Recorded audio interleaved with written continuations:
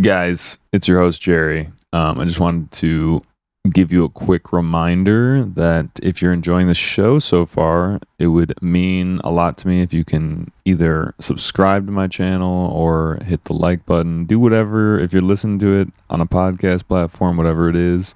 If you could leave a review, if you could follow the channel, any of that stuff would be great. I never really say it, but I'm saying it today. It would really help out. We got another awesome show for you today. We got CoryaYo, and I won't say too much about it because we'll just get right into it.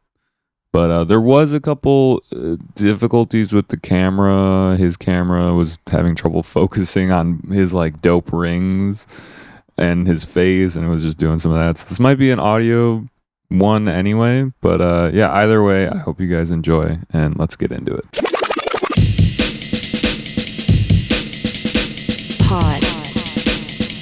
Poducer. All right, yo, what's up, guys? This is Poducer, the podcast for producers. Today we're joined by CoryaYo. What's up, man? What up, man? Grateful to be here. Like, really excited to be here and just have a nice conversation with you. Hell yeah, dude. No, I'm grateful to have you here, man. Yeah. So just so the people know, what do you do? That's a great question. I'm a music producer, sound healer, visionary artist, DJ. I have a lot of different titles. I even frame pictures too part-time. Oh, dude, framing gets expensive. Yeah, it's pretty wild actually. Like, especially if you depending on like how high quality you go into it, you know, like the glass and the wood, and not even to mention like the art or like the signed autographed poster that you might be framing, you know, it can be in the thousands. So yeah, it's been like a cool thing to learn, and I feel like it's also been a part of just my journey as an artist. It's been like teaching me, you know, like how other people see art and how reflections of other people framing things and representing art. So it's been a cool little journey. Framing stuff is kind of like mastering, in my opinion. It's like that final like shrinking in the borders. This is what you should pay attention to. And it does matter for sure. I'm just like curious because it's so, you know, you make the piece of art and then it's like framing. It can be like thousands of dollars. Like it can be real expensive. And yeah, I don't know. I just like, is it the glass? It's like not reflective in a certain way. There's like certain aspects of it, right? Yeah. I mean, so that can be what makes it go up, is like you can frame something with plexiglass, you could frame it with regular glass, museum glass, which is like, that's that good shit. Yeah. And where it's just like non-glare and has like a layer of UV protection, you know. So it protects the piece. Yeah, like from sunlight fading and yeah, it goes deep, you know. It's like, got that polarized lens. Yeah, dude. yeah. And so yeah, whatever you put in there won't fade away by the sunlight after like a couple years. It just really slows it down. I feel like anything would eventually fade over time, but depending on like the type of paint you use, that or whatever medium you're using, that can slow it too. Like oil paint lasts a lot longer as well, but for sure. And that gets complicated too, like because there's a lot of like blends of oils and stuff. I mean, I don't really know much about it. I just know the surface level stuff. Yeah, and I mean, even just like the way it captures light, I feel like that's one of the reasons I've gotten into oil paint a little bit as a painter myself, and just like it's different than acrylic or house paint, where it's house paint is like latex, and acrylic is something similar where the color pigments are mixed in with, you know, like some sort of plastic or whatever it is, and that just the way that once it dries, the way it catches light is different than oil paint. And yeah, oil, that's why oil takes a lot longer to dry, because literally like the oil Takes so has long. to evaporate. Yeah. So Yeah, and you can get it real nice and chunky. yeah, textures. And yeah, this guy that I framed a piece for recently, he's this older artist, but he makes these really dope fluorescent oil paintings. And so I don't know where he gets the paints, but they're probably really expensive. And the fluorescent colors will actually like glow in the dark and stuff. So With like UV lights. yeah, if you have, you got to have the right lighting. But that's wild. It's pretty dope though. So yeah, we can get into all of that. yeah. I definitely want to get into that. But you know, I always start this podcast with a simple question, which is, what was your first concert? And that would be a concert that you went to, not performed. Yeah, another great question. I feel like my first concert was probably, you know, something local as a child, like maybe going to like a jazz concert or something. But probably my more like memorable, like seeing someone that I was like a real fan of, and like had some kind of fame, was when I was in college. I went to Wiz Khalifa, and it was Mac Miller, and also I think Yellow Wolf or something like that. I don't remember. Hell yeah, Yellow. Yeah, I love Yellow Wolf. but I was a huge Mac Miller and Wiz Khalifa fan, so that was like, you know, just like next level show for me, just seeing those guys perform. And we got really stoned before, and I was with a group of friends, and yeah, that was a dope one. And that was like right at the beginning of college for me. Yeah, that's like, that's primo. Yeah, there was some other couple ones that year as well that are maybe worth mentioning too. I went and saw Swayze too, which is like a crazy throwback. I don't even know if they're a group anymore. And then also, I went to a Kid Cudi Chip the Ripper show, and that was like super wild for me, because we yeah, I mean, this is back like the college days, so I was with a group of friends and we were like partying beforehand, and yeah, people were doing doing drugs and stuff. But we had me and my friend, we took like some pre-rolled blunts to us with the show, and we were smoking people up to like get to the front of the yeah, that's a good move. Show.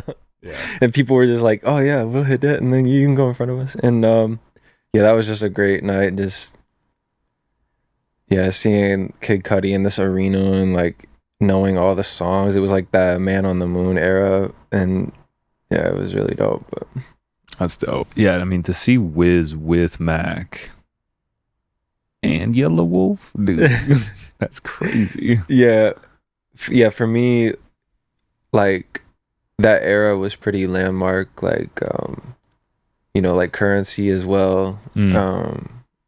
That Pilot Talk album, and then the Kids album by Mac, and then the Kush and OJ album by Wiz. That was like probably like a landmark album for me, just like because it was right around the time I had first started smoking weed too. And so just like hearing those beats, and like I was learning how to make beats at that time as well too, actually. So just like, you know, hearing that, and just being, you know, really young and just starting to journey into making music myself at that point, like it was just kind of a life-changing moment for me a little bit. And yeah, I just remember like, you know, hearing like Mesmerized, and just like, dude, that beat, yeah, that beat's insane. I love that so beat. good.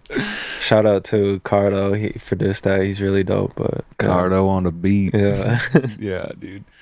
Well, that really transitions well into normally we do a little origin story. What did you start making when you started making beats? Yeah, it was pretty wide range, like at that time I was obviously into a lot of that mixtape era rap music, but I was also really into a lot of the old school stuff, like Tribe Called Quest and Far Side and Mobb Deep and stuff like that, and um Pete Rock. And also I had kind of just discovered the underground like LA scene, like Flying Lotus and Knowledge, and so all these different things were kind of inspiring me to like, figure out like how are these people making music. And one day I kind of like figured out that some people were using Ableton, and so I downloaded like a free version of that and just like started to try to like make loops and stuff. But actually before that I had been playing around with loops in GarageBand and just like making little like wacky loops in GarageBand, like It's where everyone like starts, Yeah. like they were in class or something. Yeah. Like, we're gonna teach you how to make music in GarageBand. using like the preset drum loops and chords and whatever there was in the sounds that were in GarageBand. And yeah, that was actually just really cool, just like trying to make something original with like these sounds that everyone else has. And but then I like, I wanted to go deeper, and so I got Ableton, and then I started like just slowly building, like teaching myself how to sample a record and how to I don't know, like program drums with swing in them and find my own drum sounds either through samples or through the internet. And yeah, just the going through that learning curve of like teaching myself how to make music. I was also The worst. Hated that, figuring that out. Yeah, it was painful for sure at some moments. I feel like, I don't know if it is for everybody, but there's moments where I was pretty frustrated, like trying to figure it out.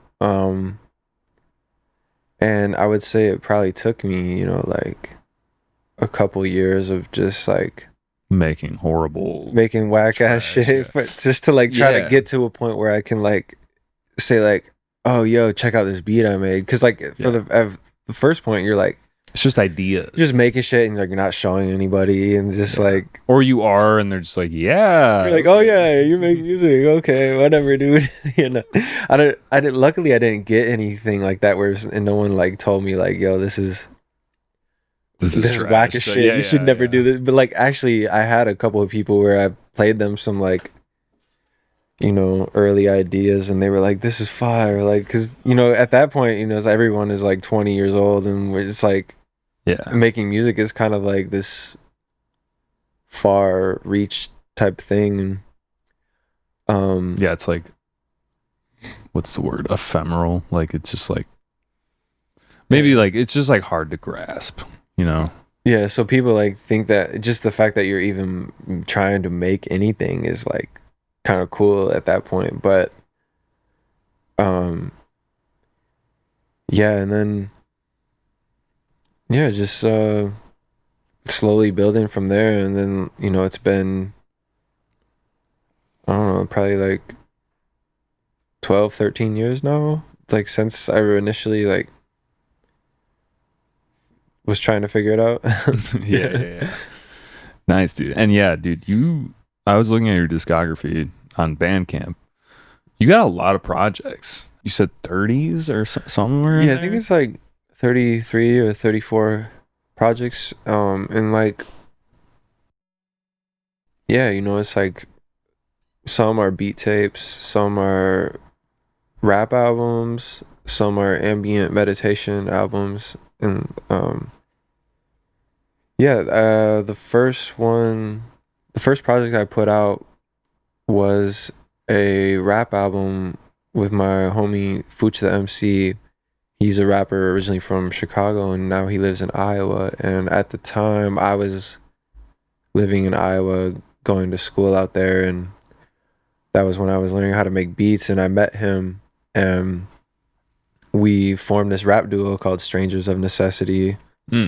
And we put out an album called Tangerine Avenue in like the fall of 2014, and that was like the first official album that I put out with my production. And then a few months later, in December of 2014, I put out this beat tape called Blue World, and that kind of initiated my solo career as well. So those two albums are kind of like the beginning, the start. Yeah, I mean, before that, I had been dropping random like beats and stuff on SoundCloud, but that was the first time I actually like put a whole tape together and then organized it that way and released it with artwork and on Bandcamp and other platforms. So, were you rapping at all on that one, the Tangerine Avenue, or was that all production? Yeah, on that first one, I was just doing beats. I hadn't really came into that at that point. And do you rap? Yeah. Okay. And even the second one the second tape was called The Layover, and I just did the beats on that one as well. But we did a third one in 2020. We released that, and it's called Vibe Theory, and I'm doing all the beats on there and rapping. And then I gotta listen to that. In 21 and 22, I dropped 2 solo rap projects too. I dropped one called Corya Meets World and one called Soul Power, and that's just completely me doing the beats and the raps. And yeah, those were really fun projects to do. And the one called Soul Power was the one I dropped in 2022, and I got it mastered by a professional engineer, and so I feel like the quality on that one is really dope. And I definitely want to just keep experimenting with that too, even though like I don't really consider myself a rapper, but you know, just as a producer, it's like a really dope thing to just like mess around with rhymes and ideas and stuff. It comes really naturally to me, and so I do have some unreleased stuff in that vein as well. But yeah, I'm kind of, you know, I got a pretty wide range of like music that I create, so for sure. And the new stuff you were telling me, doing all kinds of like weird synth stuff, right? Yeah, I mean, I would say it's rooted as like healing music more so than anything else, but yeah, you could label it experimental too, because it's definitely different from the world of hip hop and anything that anyone would expect from me that is like familiar with that side of me. But yeah, I've done probably 5 or 6 of these like ambient meditation albums. It started in 2020. I released 2 ambient albums called Songs in the Key of Earth, and that was literally like right around the beginning of the pandemic. I dropped these 2 albums that I had created, and they kind of took off like unexpectedly. Yeah, I wanted to also ask you, like, what was the first kind of takeoff, or was there a takeoff? Yeah, I would say a couple of those early beat tapes actually. So I dropped an album in collaboration with 1-2. He's a dope producer from Germany, and we did this tape. 1-2, like WUN? Yeah. Oh, I fuck with 1-2. Yeah, he's dope. Yeah, like that was right around the time I had just started dropping. Like I dropped that Blue World tape, and right after that I had kind of like met him through the internet, and we started sharing ideas. Like he would send me drum loops, I would send him drum loops, and then we would like flip samples over each other's stuff, and then it just was like blending so seamlessly. And we got to a point in like early 2015 where we just had a whole project, and he found some fire artwork to go with it from this artist in Germany. And yeah, it was called Waves. And anyone that is like a fan of me probably knows the project, but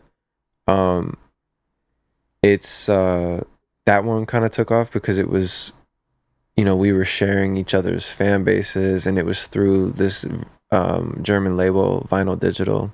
And so that like was reaching me to a new fan base that I hadn't been exposed to before. And then at that same time, I was working on a whole tape for myself too, and that one was called Young Vibes, and I dropped that later in 2015, and that was through another label in Germany called Radio Juicy. And oh yeah, dude. So those two labels kind of helped expose me early on, like to a wider fan base. And then you know, just consistently dropping on SoundCloud too at that time, when that was the time too. Dude, I was a huge, like, you know, BSD.IU.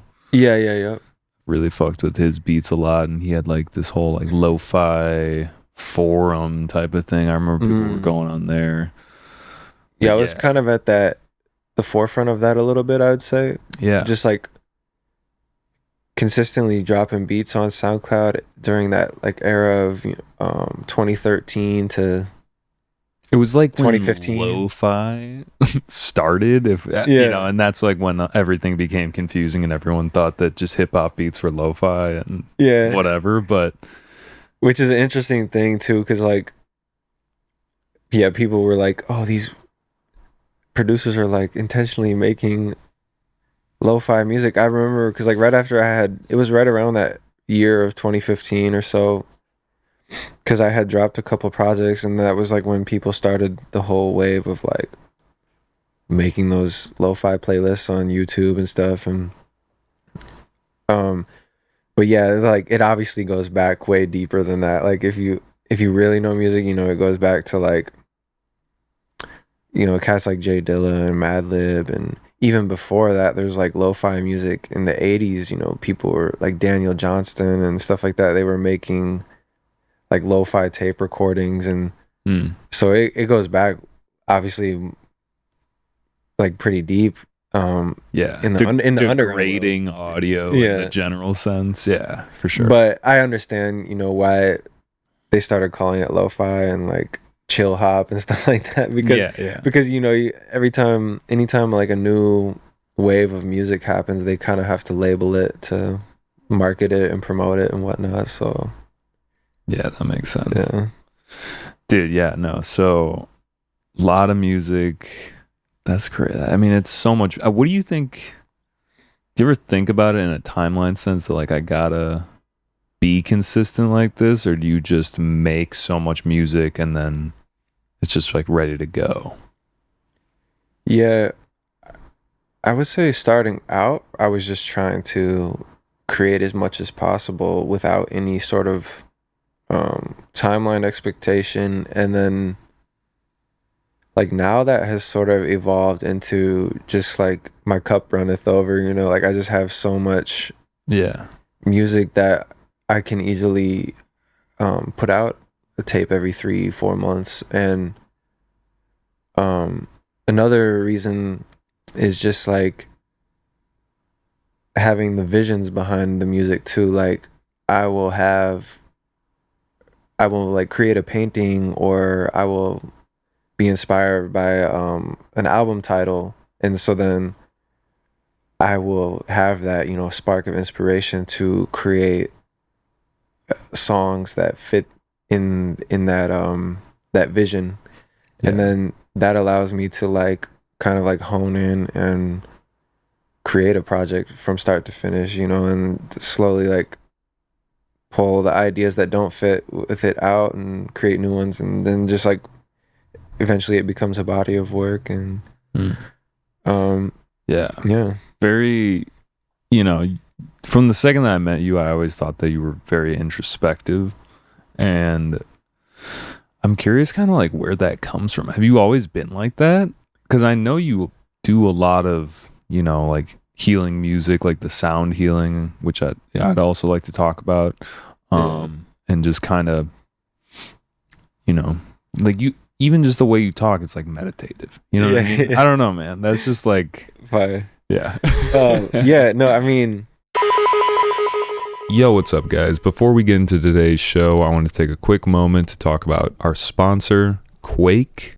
As music producers and concert enthusiasts, we know how important it is to protect our ears. That's where QUAKE's Dub Muffs V2 come in. They aren't just any earplugs, they're a game changer. What sets Dub Muffs V2 apart, first off, their quality. They're better than any plugs I've ever used. I use them all the time. I have custom in-ear plugs. These are my main ones that I bring to shows. You get premium sound clarity, preserving those crisp highs and deep lows, all while safeguarding your ears from damaging volumes. And the best part, they don't break the bank. Quality and affordability, son. Let's talk customization. QUAKE knows one size doesn't fit all. That's why they offer two sizes. Whether you're at an intimate gig or a massive festival, Dub Muffs V2 fit comfortably in your ears, making sure you're protected no matter how long the show lasts. Let's face it, we've all left concerts with ringing in our ears. It's not good, but it ends up happening. But it doesn't have to be that way. Protect your ears while enjoying the pure sound of music with QUAKE's Dub Muffs V2. As a special thank you to our listeners, QUAKE is offering an exclusive discount. Just use the code POD15 at checkout to save on your first purchase. As a motto of our show, make sure you protect your ears. Now let's get back to the show. we're just on a, it's like a deep journey of just being this human experience is like a deep spiritual journey, and I guess I've just been like aware of that from an early age. And I can't even really say like what made me introverted. Maybe it was the way I was raised, or maybe it was just the things I've been attracted to. But yeah, like, or just like, not even, you said introverted, maybe you meant like introspective. Yeah. Okay. Just like the ability to look inside yourself. Because, dude, I was talking to my friend the other day. I was like, dude, some people, they want to just like punch the clock because it's set up and it's easier. You don't have to like do so much. You make your money, you get the time that you have, and whatever. And then I think other people just aren't like that. I don't know why. Then maybe they're just a little bit more like, I don't just believe that right off the bat. Or I suppose for me, it just was kind of always like an intuitive thing. Like, even thinking back to like being a kid, just thinking about like eternity and space, and like, where was I before I was this incarnation? Like, I had thoughts like that as like really? a 5-year-old, like, just like, whoa, like trippy things like that. And and I've been, I've had the gift of just like experiencing deep healing experiences as well. Like, I've had the opportunity to go to the jungle and perform sound healing in plant medicine spaces for like ayahuasca retreats and things like that. That's crazy. And, which, like, that's like that's opened me up to a whole new world, and that was a part of the reason why I even started seeing my music as the potential of healing music. Like, I personally believe that even the beats, like the lo-fi beats and stuff, that's healing music in itself. I feel the same way. But then I like was kind of just awakened to a deeper level of like stillness and sacredness of life, and that has led me into practices like yoga and meditation and just deep appreciation of nature, sitting in the sunlight and laying in the grass, stuff like that. And grounding.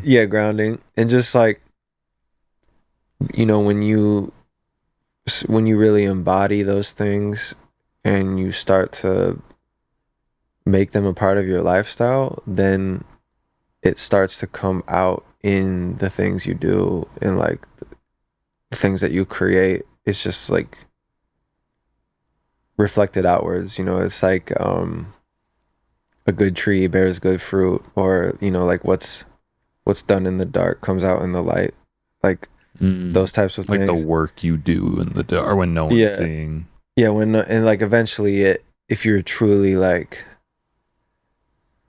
I don't know, aligned and like dedicated to the work that you're doing, then you know, eventually people will recognize it. Like I believe that, and I feel that from my own experiences. And so I just try to like be fully aware of that when I'm creating music. And Yeah. but yeah, the introspective part, I feel like, yeah, it just comes from, you know, my spiritual journey. And it feels like a yeah. duh, you know what I mean, like that everyone should be like that, Yeah. you know what I mean, to try to go inward and, you know, figure out what's not working for you, figure out why maybe certain things are even happening in your own mental state and whatnot. But I think some people are really just caught up in the whole thing of life, and they don't really, they're like, dude, I got what I got, like I'm going, you know?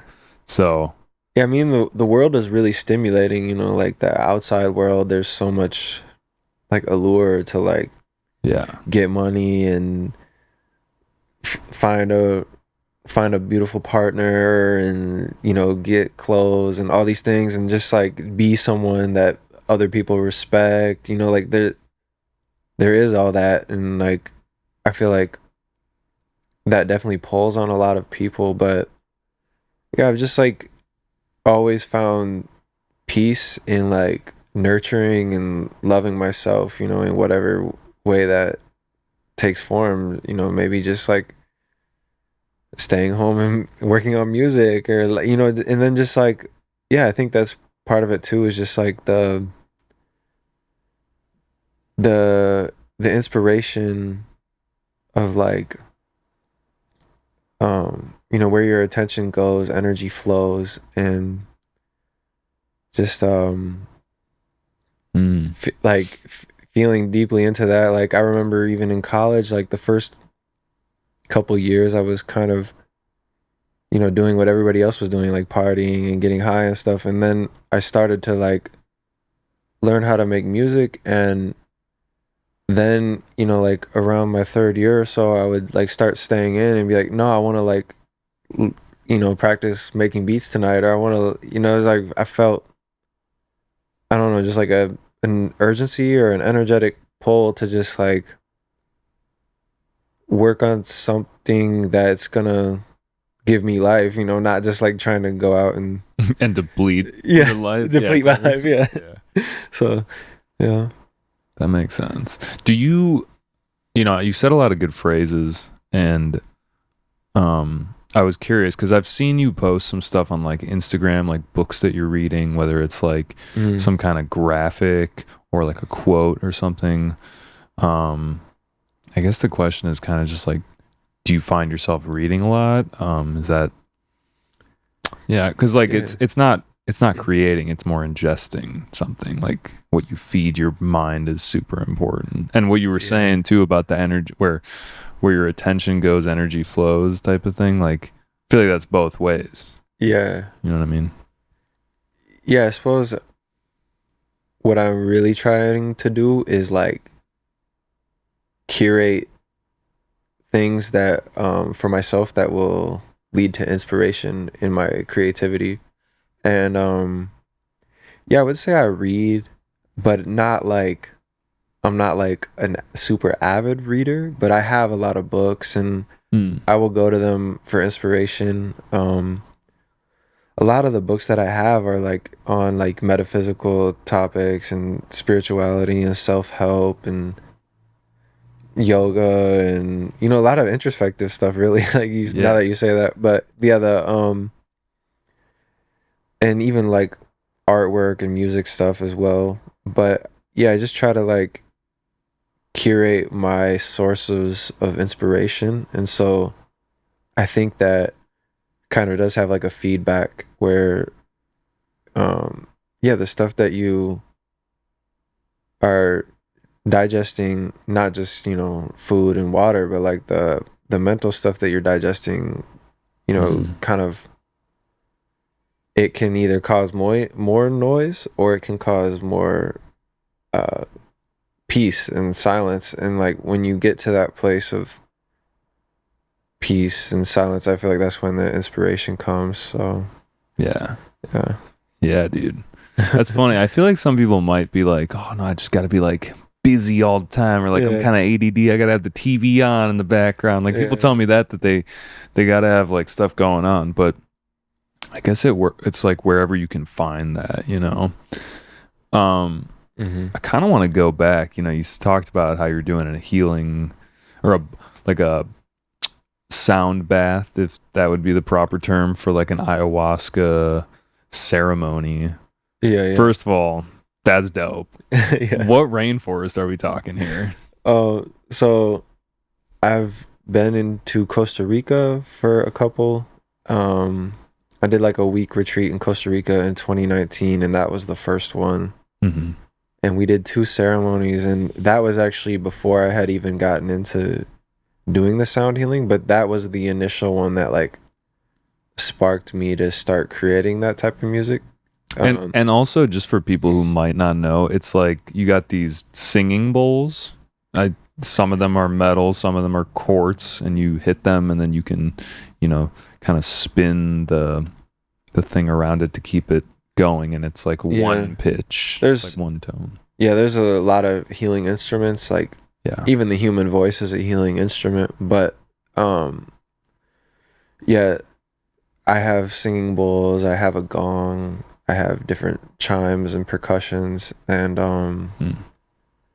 I even have a few different flutes and a didgeridoo, and these are all things that I use, you know, in the ceremonial space. And I even use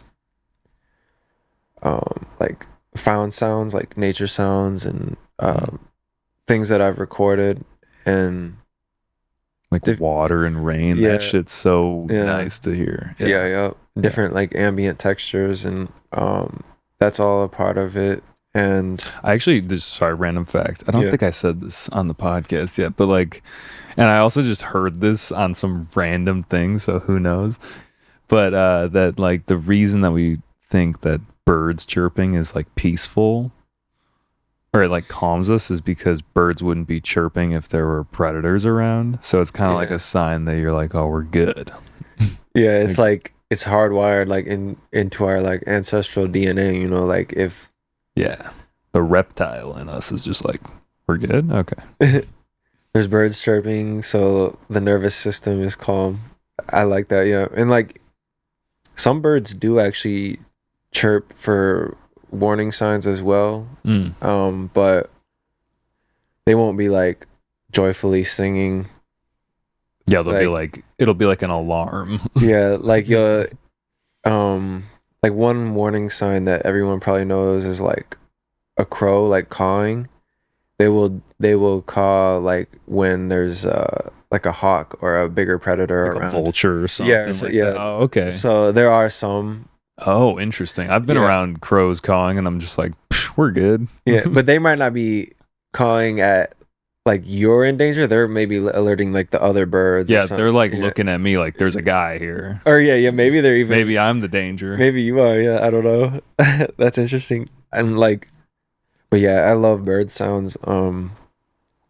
Like one of the more popular ambient tracks that I've released at this point in my life is called Morning Dove, and that whole track, sort of the genesis of it all was from me being a little child and just waking up in the morning in Iowa and hearing this morning dove sound and just like feeling this deep sense of peace, you know, as a little kid. And so then when I started making that type of music, I was like, let me do a track that incorporates like the morning dove sounds. And that was like one of the first of that like genre that I've been creating to like really take off. And it's just like it's interesting because I feel like when you take things from your childhood as inspiration, it can have like and it can be a really like profound creation or a really beautiful creation. So Do you feel like it's profound both to yourself and the audience? And is it just profound because you're like in it? It's like nostalgic. It's like something that is at your core. I think like for that specific example, I just feel like I was able to tap into a similar like felt experience that a lot of people probably do love, that sound of the mourning dove. And so I was able to create, you know, a beautiful ambient atmosphere around those bird sounds, and people liked it, I guess. So yeah, I think that makes sense. What you're saying totally makes sense. Like it's so weird the things that affect you. Like my sister would play piano and she'd play like, you know, what's his name? I can't even think. Anyway, she would play piano and, you know, I would just listen to her practice and like make mistakes and whatever. So there was just like piano in the house. And some of my favorite tracks that I've ever made are me like on a piano, and just the sound of it is, I don't know if it's like calming or I'm even thinking about it, but I just get more into it. And I feel like when you can get more into it, you're gonna make something better. I think that's kind of what I'm hearing, at least. Yeah, like the deeper you get into it. And yeah, I love piano as well, especially like a real piano. Dude, I've thought about getting a piano. That'd be fire. Like, they're free on Facebook. You can find them. You just got to go pick them up. Dude, they're just heavy. Yeah. And also, I live on like the third floor, and I'm just, dude, I rent. Imagine when you got to leave, and you're just like, are we leaving the piano? I don't know, dude. Like, this could be a big thing to move. You need like a cart and an elevator or something to get. Yeah, you need a crew. Like, dude. Yeah, I want to get one so bad because, dude, they're out there and they're free, and sometimes they're like, "Yo, like this is a new piano, or not a new piano, but like we just got this tune, we just don't, need it anymore." And I found this one the other day. It's like a Wurlitzer, and it was like painted with this. What is it called when like the metal, like copper, for example? I think it's called patina. Oh, you know what I'm talking about? Yeah, where it's like that, like the copper, it turns kind of like blue. Almost, or I think that's what it is. But anyway, it had this like dope paint, like someone painted it or something, which I'm like, oh, I don't know if you're supposed to do that with like a nice piano, but you can do whatever you want. Yeah, you can do whatever you want. But dude, it was like an art piece in itself, and it had the back open, so all the strings and stuff were like exposed, which is like perfect. You can get like a mic right in there, and I'm just like, ooh, get the like want that, the clicky hammery sounds. Yeah. You know, like Nils Fromm. Are you familiar with him? No, but I'll have to check him out. I'll send you some stuff. Okay. He's like kind of famous for he had to like practice in his studio apartment, and he like kind of, I think he like put something to mute the piano, but the recordings are real clicky, and you can like hear the tactileness, but then it's also like this like muted piano. But I guess he did that so it wouldn't be like loud, but it just sounds so chill. Yeah, I love that. And that's what it would be dope about having a real piano, is that you could play around with like miking it. And there is he's kind of popular, or maybe he's getting more popular, but this dude Elijah Fox, dude, yes, that's he very similar. He does it and I noticed, like, I've seen some of his videos and stuff, seeing how he has like the hammers, like he has those mic'd up, and then he has the actual keys mic'd up too, so like you're hearing the whole dance of you're hearing like the dance of this like piano, and it makes it sound like almost like glass or crystals or something, like the clicky thing. It sounds like it adds a lot to it, but his music is beautiful. I mean, just what he writes. Yeah, he's a super talented dude. I feel like another reason why it would be dope to have a piano is you would just feel you could just go up to it at any point in time and Yeah. play. And like, I feel like if I had that, I would get a lot better. Like even in my own experience of making music these past 10 years or so, like every time I'm more connected to my keyboard, I feel like I'm making doper songs. Like just and like the more you play, like the better you are, and like the more like interesting chords you might come up with and stuff. So I totally agree. Cause dude, it's like I've noticed too, whenever I make chords and I make them on the piano, even if I can't like play them back to back to back and stuff like quickly, I'll like find a chord and be like, ooh, that's really cool. And then be like, all right, what comes after that? You know what I mean? And then just like kind of build it step by step like that. And because it's like, the piano, it's like playing without training wheels on. It's just, there's anything goes. And it's just like,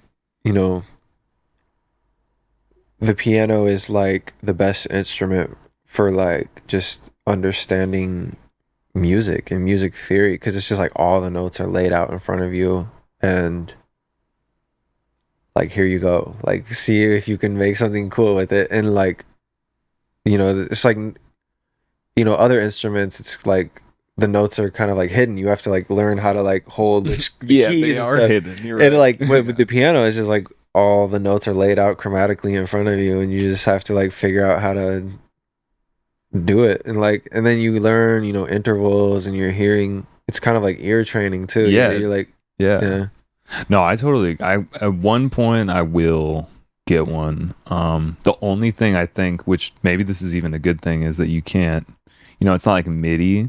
Maybe they'll have something in the future where it will basically just like, you could record it and then it'll know it as MIDI as well. But the point that I'm making is that, it's a recording.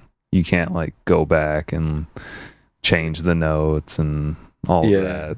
Unless you convert it to MIDI, which you probably could. I mean, the piano, the tech's getting so good. So. Ableton is pretty good actually. So if you like, I've actually figured this out a few times, but if you have like, just say like an audio recording of like some cool chords or a song that you like or whatever, and you want to try to figure out the chords, you can pull the audio into Ableton and then convert it to MIDI. And like, sometimes it can get a pretty accurate. It's not bad, dude. Like, maybe there's other programs that are even more better at converting it to MIDI, but I know Ableton is decent at least. You get some weird, like a couple notes that's like bing. Yeah, there'll be some random, like, it tries to like pick up a like an overtone or something. Yeah, or something. But yeah.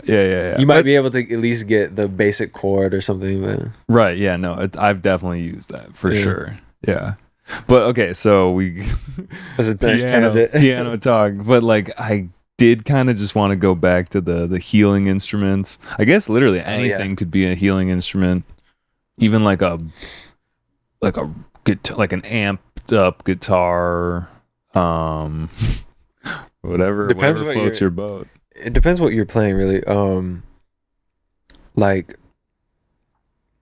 and I feel like a lot of it is actually the intention behind it too, because like, obviously someone like playing, like chugging a like power chord is not like healing music really, but maybe it is like releasing demons for someone. Maybe someone's releasing some anger, so in a way that actually could be healing music. And totally, I feel like music is like energy and motion, and so but yeah, like when you're really getting deeper into it, just something like a ooh, like that could be healing, like just toning, like but it depends on the intention behind it.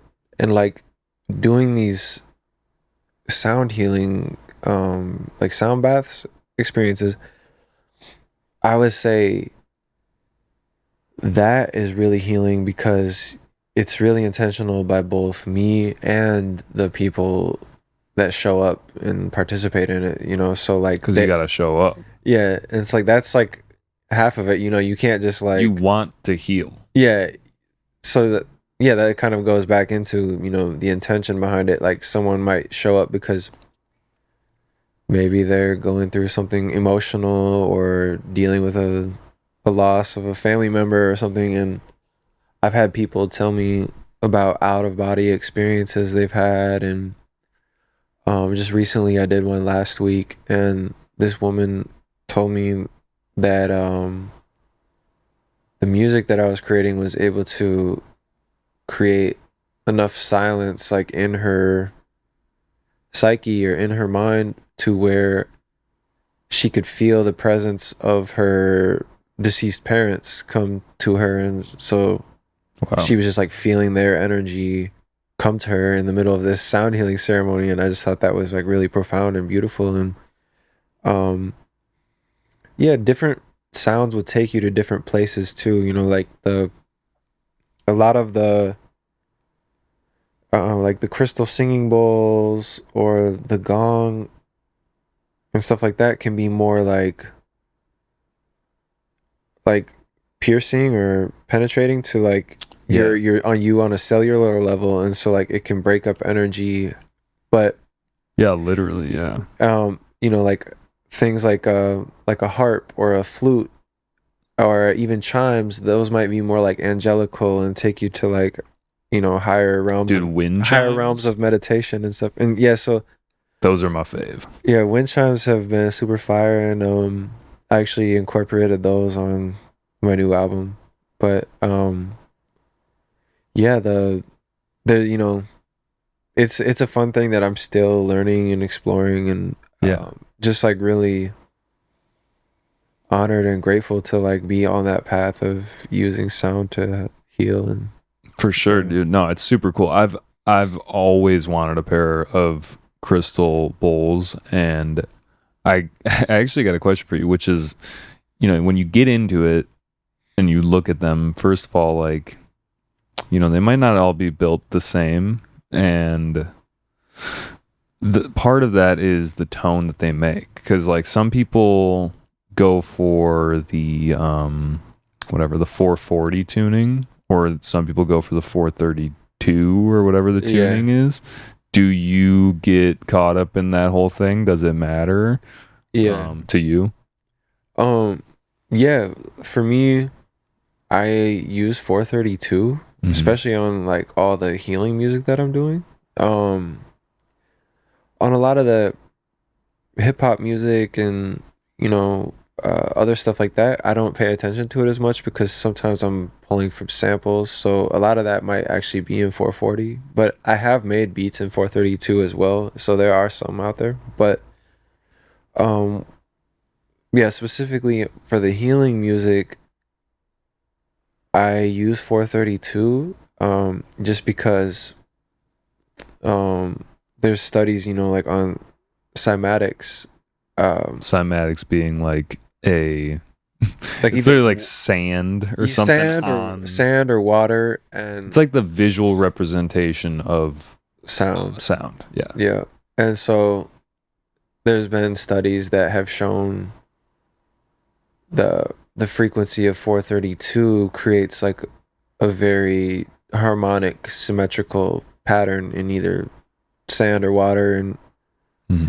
And just knowing that information, and then also knowing that the human body is mostly water, and water has memory. Water, you know, water's alive just as much as we are. And so when you're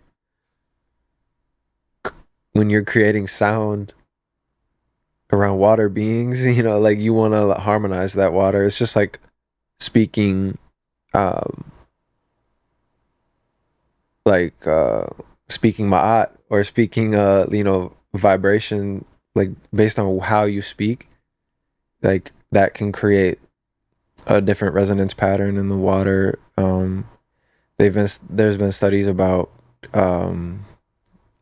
the crystalline water structure. This guy, he's a Japanese dude, and his name, I think, is Dr. Emoto or something like that. And he did a study around water, and then he froze the he froze them, but he had like one glass of water that he spoke like love and gratitude to, and then another water that was ignored, and like they didn't even like talk to that one, and then he had another one that he like said like I hate you, and then like they did a bunch of studies actually with a bunch of different words, and just like the words like fuck and I hate you and stuff like that, those all had like really messed up like distorted patterns, like the water when it was frozen. yeah, and the water would even they've done the studies with mold as well, and like those like hateful words and negative words would cause mold in the containers, and then the one like that they were speaking love and gratitude to had this like beautiful like snowflake crystalline pattern. And so that's just really interesting and something that I've taken to heart. I wonder what that is. Yeah, you know what I mean? It's like quantum physics, quantum shit. You know, it's just like the particles reacting to the vibration in the room, or you know, like it's difficult to say. Like I don't like I can't say. Yeah, you're not putting like full, you know, like we don't know what that is, but it is interesting to see that. And it's like, yeah, is it that it's the sound pressure and like when you say stuff, or is it the frequency? Is the other thing too is like, are there more overtones? I don't know. Yeah. Sound is actually a bubble. If you really think about it, it's like emanating in all directions. And then, you know, eventually it's like light in that way. Yeah. And so slightly. Yeah. So like you can, when you're making a sound or making music, you're filling that room up with a vibration, and based on the, you know, the frequencies that you're playing, and then also the intention behind it, I feel like it is complex. It's not just like, you can't just like pull up anywhere and start playing a singing bowl and you're gonna heal people, you know. Like I feel like it has to be kind of like coming from like a deep place of centeredness and meditation. Like, and like I've let people play my instruments before, like little kids or people that aren't like familiar with it, and you can tell like someone that isn't like fully still when they try to play a singing bowl. They might be like, it might be bumping. It takes a finesse. It might be bumping against the edges, or they might be doing it kind of sporadically, and it's like, no judgment to anyone either, but it's just like, it does, to be a sound healer, it does take a certain level of like inner peace and inner stillness. You have to be like rooted in that, and then because like people are gonna feel what is coming from your spirit, you know, when in those output, in those spaces. Yeah, so that's like, that reminds me of I mean, this is kind of like a pseudoscience, I don't know, but maybe it's got some merit. When they study like people's penmanship and like their handwriting, and it kind of like they'll study like psycho people, like serial killers and stuff, like crazy people, and their handwriting is like very like kind of spastic and like jagged, or just like has these weird, I don't know, just things about them. And then it's just kind of reminding me that same thing of like, literally, if you're looking at like an oscilloscope, that's like, is this person like a straight line? Are they really placid, like a real chill placid lake, or are they like jittery and like anxious? And you know. It's kind of like the water study, and it also reminded me of another study they did on spiders, and with the spider webs, right? With the drugs, they fed the spiders different drugs, and the webs would be fucked up if they were off on like cocaine or something. But, they're like tweaking, but then they'd be like beautifully symmetrical on like acid or something, or maybe I don't even know what the actual things were, but it was just interesting to see, and I feel like the handwriting is probably similar to that. Yeah, it's I mean, if you're comfortable with it, like I would enjoy maybe discussing, since we've gone down kind of like the spiritual gate, of talking about like, you know, some healing medicine, because, you know, like ayahuasca, that's I've never done ayahuasca, but it seems so profound and a very likely healing thing for people. I mean, especially under the guidance of like a shaman. Yeah. You throw all the healing at it and you might be able to make something profound happen. Yeah, so I mean, yeah, ayahuasca is a really deep medicine. I would say that there's there's different plant teachers, and ayahuasca is one of them. Cannabis is one, psilocybin is one, and I feel like my journey with dealing with those and working with those medicines probably started in college, just like trying to get high, like smoke weed. Someone's got it and you're like that, and it's like it was like a party thing at first, but then I started using cannabis to like enhance my creativity. I would like smoke and then make beats and stuff, and so then it started actually being like a positive thing rather than just like trying to go get high or whatever. But that sort of opened me up to the world of mushrooms, and I feel like the first time I did mushrooms, that was kind of like a veil being lifted of like just seeing reality on a deeper level, just like seeing the patterns in the leaves and the grass and the trees, and just like paying attention to the deep beauty of nature. And I just felt like it unlocked things in my consciousness as well, my brain. Yeah, like different parts of your brain are like talking to different parts. And it's like not your typical brain function. That's the way I've kind of like synesthesia type things. And I've had, and so that was maybe like my first experiences. And then when I was 28 in 2019, I got invited by a friend to go down to an ayahuasca ceremony because he had started working with the medicine a year earlier, and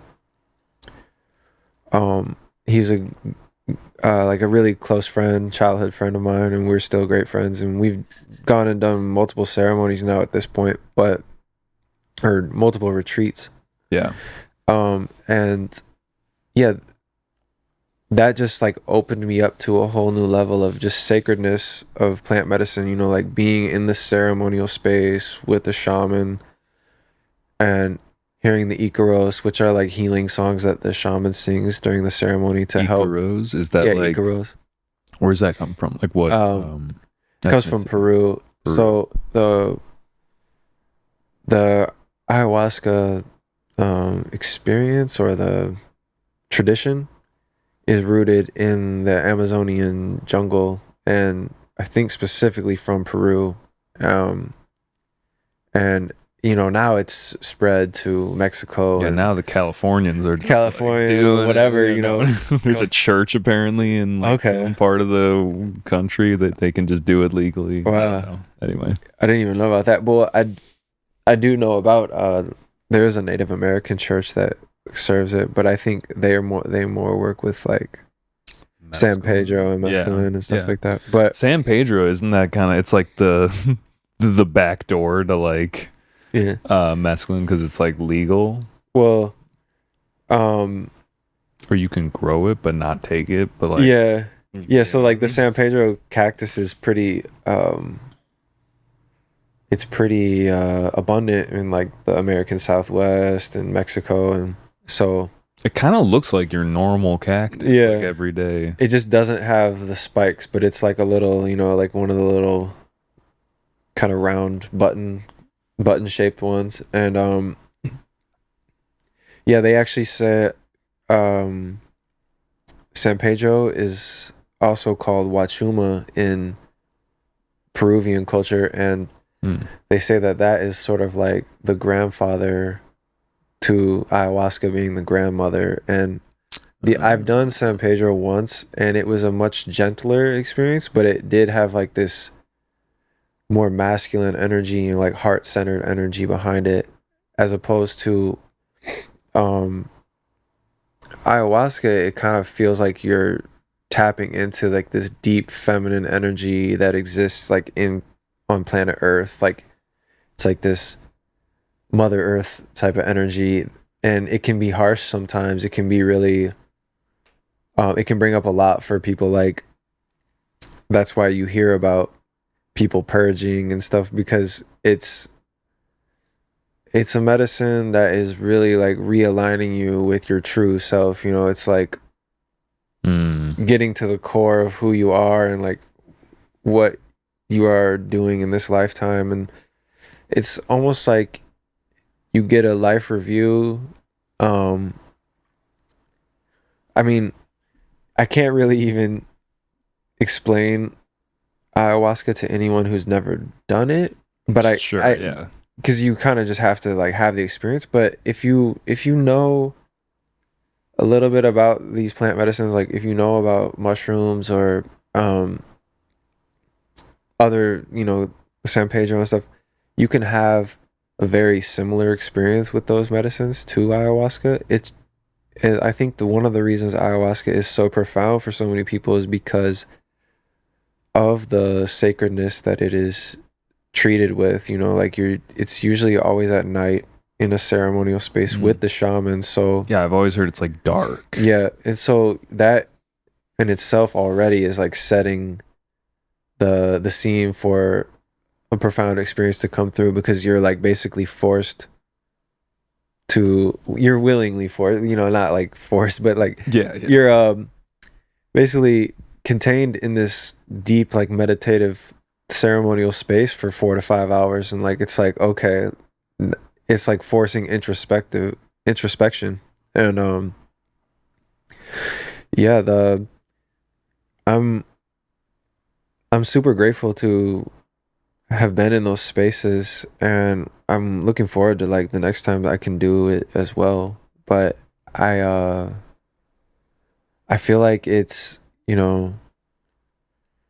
it can go as deep as whatever you're ready for. Like there can be moments you can revisit traumas, you can revisit you know it shows you basically whatever you're ready to receive. And yeah, I would say that like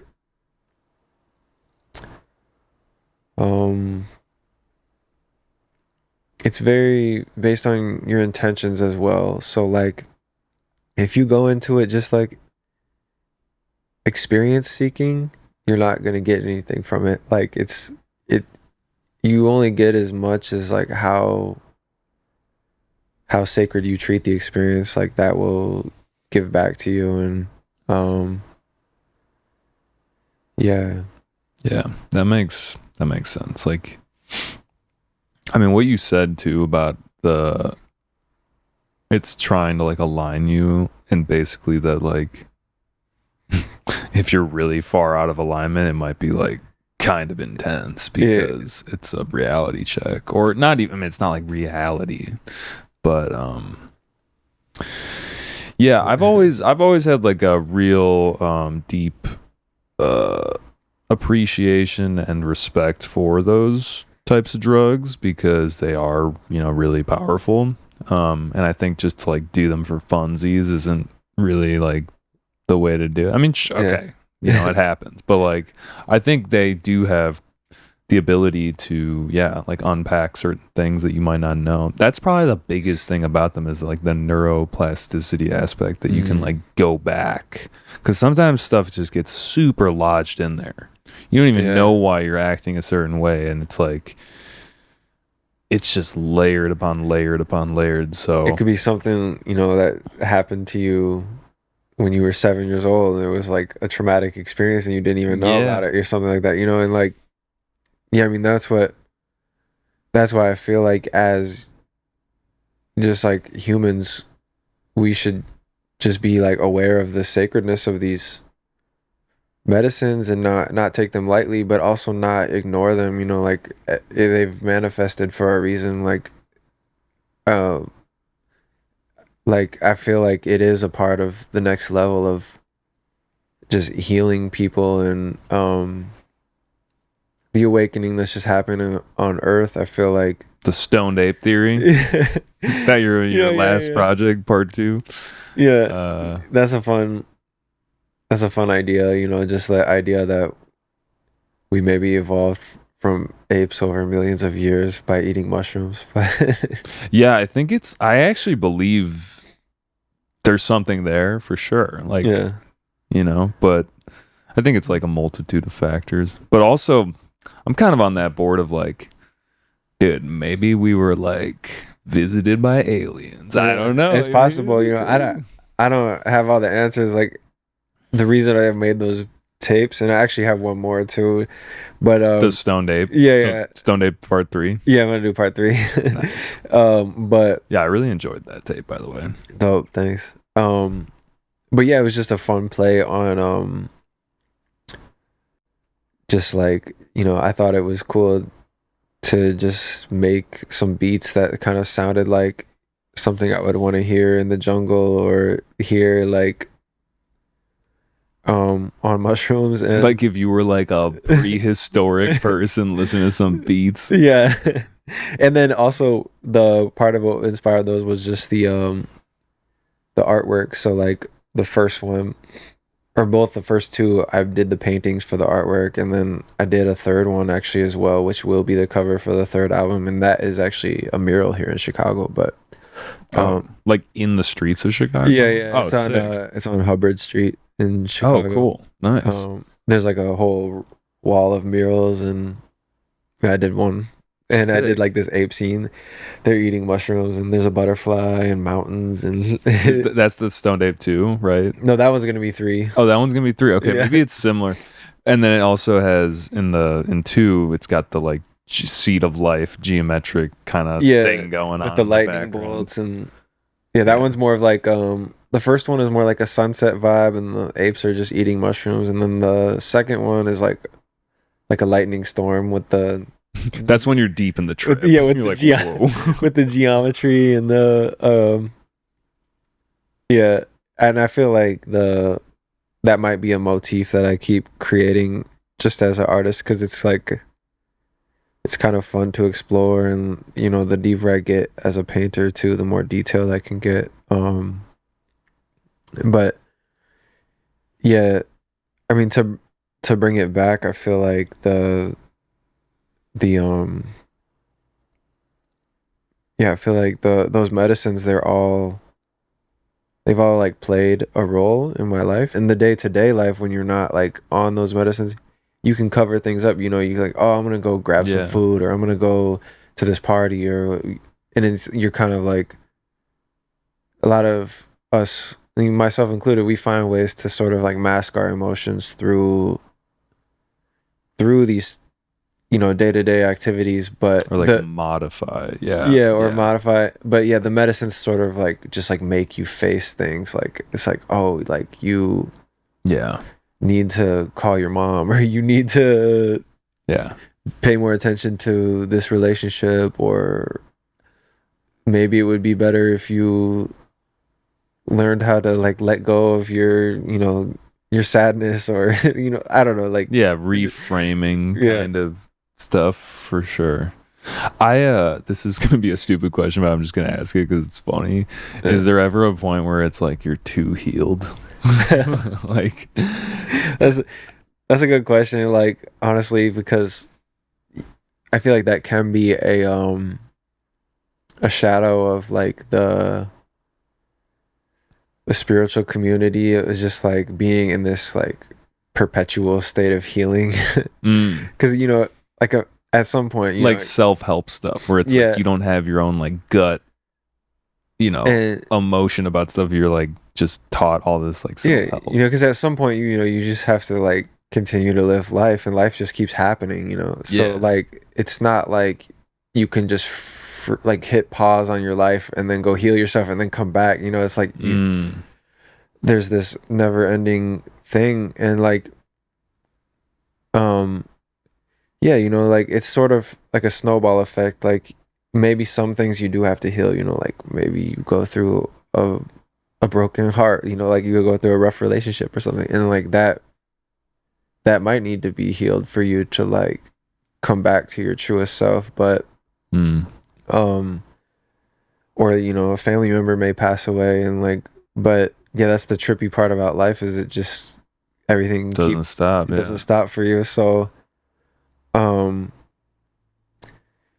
yeah, I feel like it is.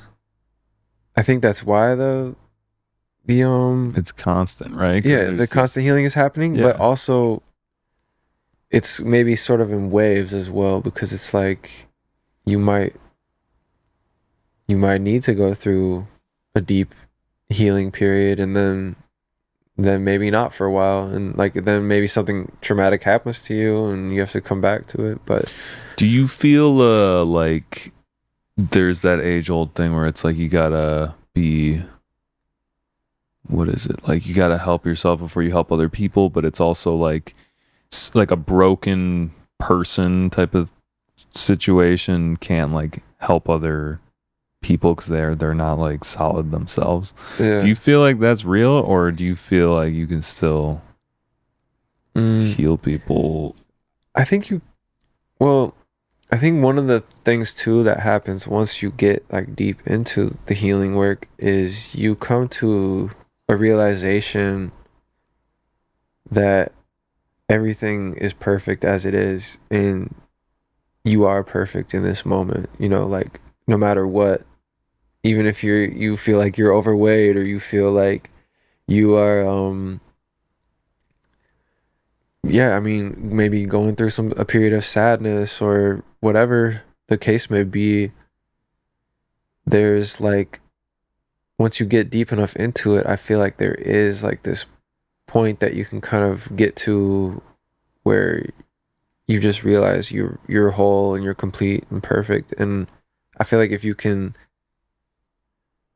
root yourself deep enough into that state of being, then I feel like that's the people that like truly become healers, because they're coming from this place of just like deep knowingness, like deep, they're like unwavering. Yeah.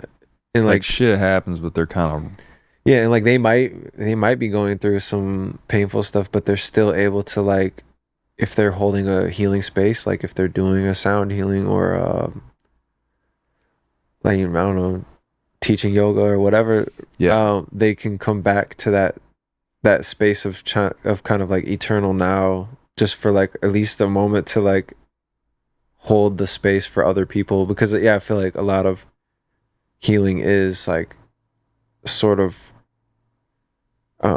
getting out of the way of your own individual ego for a little while and holding space for people. So you're kind of just like connecting to source, connecting to the divine for a little bit, just so you can bring that energy through. And I think that's like that's what shamans are doing, is they're connecting to God or source, and just like bringing that energy through, and then they're like singing songs like to you directly to like reharmonize your being on a cellular level. So they're kind of like, it's kind of like somatics, and like for the 432 vibrations. Like essentially that's what a healer is doing, is like reharmonizing the person that they're doing the work on. And whether it's a massage or sound healing, whatever. It kind of scares me in a sense that like you're almost being like puppeteered by the source, whatever that would be, God or something. Yeah. But at the same time, it shouldn't be scary. It's just like, well, it's you're just channeling a more like, there's no impedance. You're not like coding it in like, I am Corey, I am Jerry, like I am. Yeah. This is just a pure signal type of deal. Yeah, I would say that's more so what it is. It's like, it's not really the feeling of being puppeteered. I mean, I'm not a shaman, so I don't know exactly what they experience, but I do, for sound healing, I do try to get out of the way and like keep my thoughts as pure as possible too. Like I try not to think about my life and my personal problems or what I'm doing after or what I was doing before. Like I try to like just keep my thoughts really pure and like focused on God, or focused on just the sounds, the vibration, like something that's really pure and like not in the way of these people experiencing a healing experience. Because yeah, it's like kind of what I was saying earlier about intention, and like the more you can just get out of the way, the more space it creates, and the more space there is, the more people can just let go and relax, and relaxation leads to healing. So Yeah, no, that's real. I totally agree with that. Like, obviously there's a time and place for fighting and flighting and whatever. That's probably the more severe situations, maybe more when we used to be like fighting for our lives more, but nowadays it seems like the more relaxed you can be. I heard this thing, I think it was like probably, I listened to some health podcasts, Andrew Huberman being one of them, being like a big health podcast, and he said something about like the best state of mind you can be in is like focused and relaxed. And like I completely like, you can do anything when you're like that. So that's fire. Yeah. And that's a nice synchronicity for me as well, because one thing I learned through these healing journeys was actually I learned how to like heal myself in different ways, but one thing in particular is healing my eyesight. And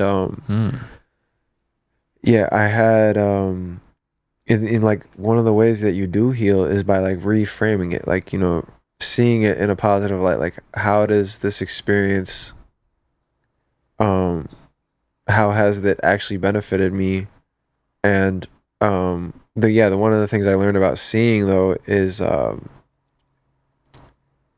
like focused relaxation using your eyes, because when we strain our eyes, that actually creates vision problems. Dude, yeah, looking at a computer screen. Yeah, but that's like the way you want to be using your eyes is like focused on like a point, but they're relaxed and you're not straining them. And like, because like sometimes you can get to a point where you're like, you just zone out and stare at it. Dude, yeah, no, I know. But you're not focused on a point, and that's actually bad for your eyes. Is it? You don't want to be like dilated where you're not focused on a point. If you feel like that's what you need to do, then you should just close your eyes for a little bit, because that's really just a signal that your eyes are tired if you're doing that.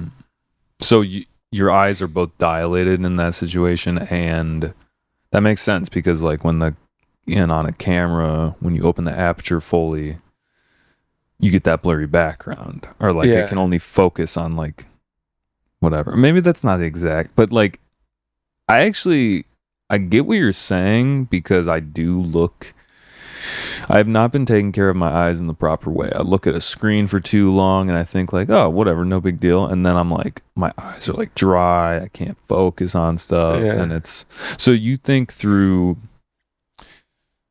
I'm curious like how you came to that understanding and like how you practice. Yeah. So, the experience, it goes really deep. Like the whole story goes really deep into a trauma that I experienced just being born into this world.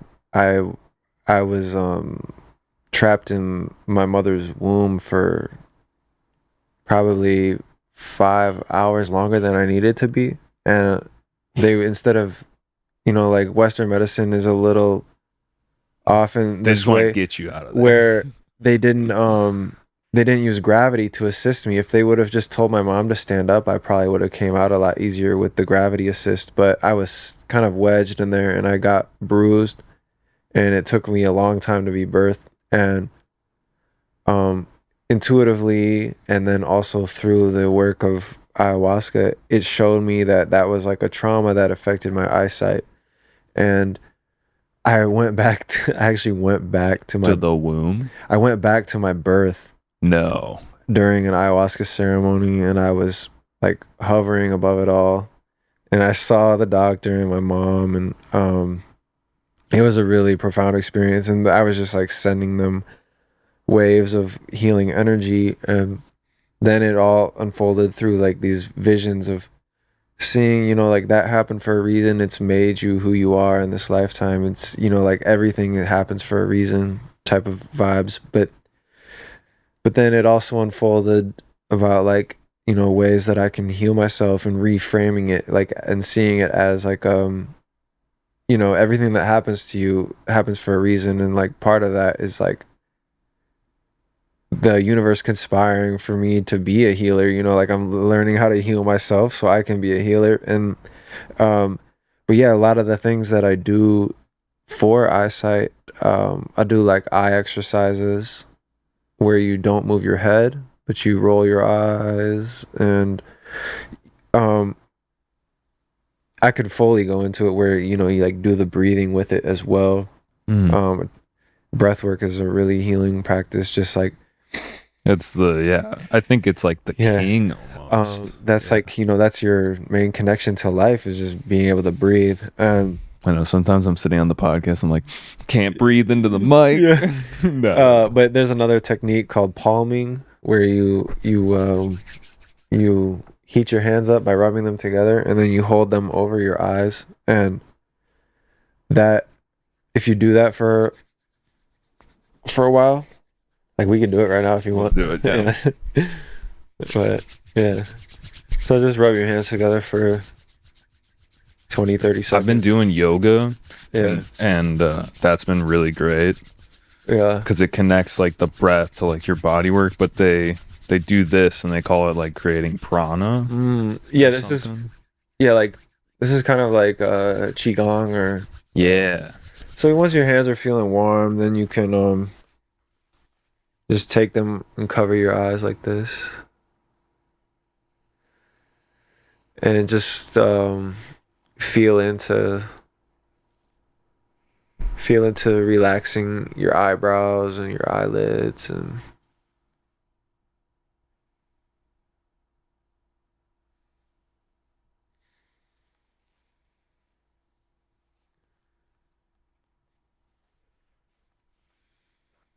are your eyes closed at the same time? Yeah, I usually close mine just because it feels good. You can actually, if you get into a dark enough space, like if you do a float tank or a deprivation tank. Yeah, I've never done one of those. I'm curious about it. But then you can get to a point where you can't even tell if your eyes are open or closed. Yeah, because they're just completely relaxed, and that actually feels amazing. But yeah, that's a technique you can use to relax your eyes if you're experiencing strain. You know, there's other ones like tapping and massaging your temple, and you know, you can do your skull or facial massage. But there's a lot going on in the face. Yeah, something that I'm realizing, like I've been having some whatever stuff, and it's like, yeah, there's so many muscles and connection in your face that and it's your jaw is obviously connected down to your neck and stuff too. So like, and there's like the eustachian tube, which runs from your mouth to your ear, and your ear actually drains into your, and then you got your sinus. Dude, there's so much shit going on. It's crazy. Like the fact that, I mean, all that, and just like the fact that we're even here is just like a divine miracle, you know. Like I think about that stuff all the time. I feel like that's like maybe another thing that just keeps me like rooted and like introspective, is just like the miracle of it all, you know. Yeah. Dude. Well, maybe later I'll get your full eye routine, because I mean, well, one thing I just wanted to ask, so like your vision when you were younger, what was wrong with it, and what did you heal?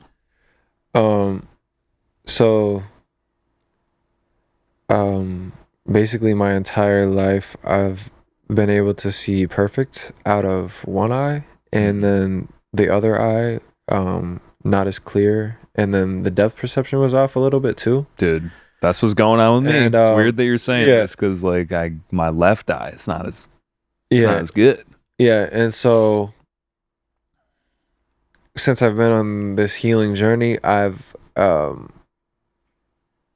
I've healed the depth perception. So now now everything like at least looks the same distance away out of both eyes, which is like a major thing to like not be like farsighted in one and like nearsighted in another one, because that creates strain. And so like yeah. when I was going through this, you know, for like a solid year or so, it was actually kind of painful because I like completely took off the glasses and contacts, and my eyes were like adjusting, you know. Oh wow. So yeah, everything in your body, like it wants to heal, or it wants to at least get back to a place of Right. Homeostasis. yeah, homeostasis. And